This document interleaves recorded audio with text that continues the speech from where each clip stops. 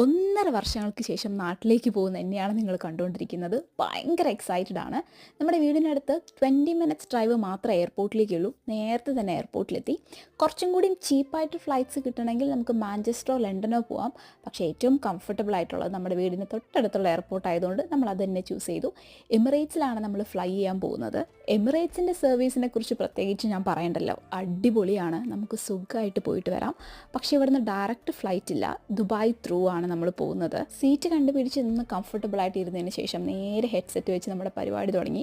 അവരുടെ entertainment options ഭയങ്കര വാസ്റ്റാണ്. Movies ആണെങ്കിലും പോഡ്കാസ്റ്റ് ആണെങ്കിലും സോങ്സ് ആണെങ്കിലും നല്ലോണം വെറൈറ്റീസ് ഉണ്ടായിരുന്നു. ബാർബി മൂവി ആയിരുന്നു ഞാൻ കണ്ടുകൊണ്ടിരുന്നത്. എൻ്റെ സിനിമ കണ്ട് പകുതി ആവാറായി. അപ്പോഴും അവർ തന്ന ഹെഡ്ഫോൺ അങ്ങോട്ടും ഇങ്ങോട്ടും തിരിച്ച് അതിൻ്റെ ചരിത്രം പഠിച്ചുകൊണ്ടിരിക്കുമായിരുന്നു എൻ്റെ ഡിയർ ഹസ്ബൻഡ്. ഇനിയാണ് നമ്മുടെ favourite part of the show, meals.